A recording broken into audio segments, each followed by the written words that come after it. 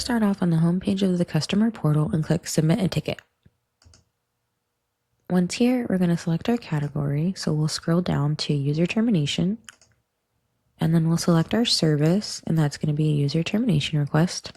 And then we'll click Next. Here's where we're going to enter all of the user's information. So let's say that Barry Allen is no longer going to be with us. He's going to be terminated on Wednesday.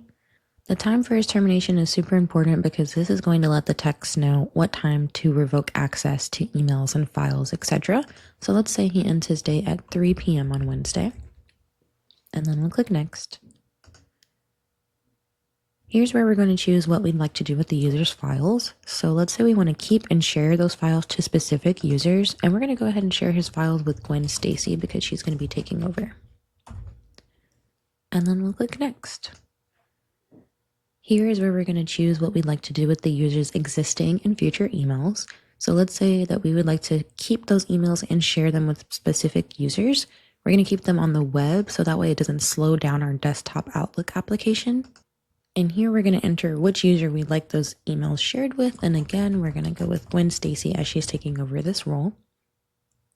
And then for any future emails, we're also going to forward those to Gwen Stacy so she can keep up with communication that has been going back and forth for Barry.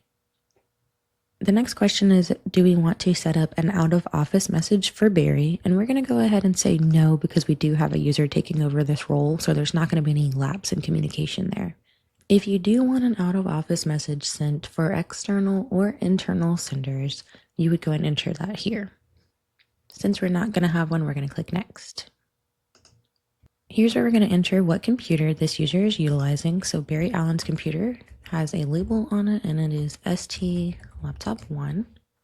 And we're going to notate what we would like to do with this user's computer. For this one, we're going to keep it for a future user, but we do have an option to retire it from inventory. So for example, if you know your computer is either end of life or nearing end of life and we want to go ahead and recycle it, we offer a disposal service as well.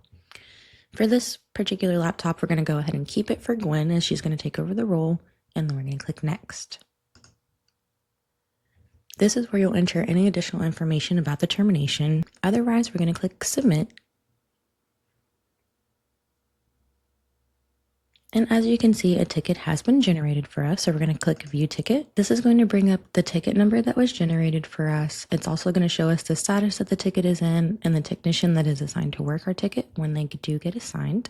If for any reason there are any updates to this termination, for example, let's say he actually won't be getting terminated until Thursday or Friday, you can always come back to the portal and update that here so that our technicians know how to schedule the termination.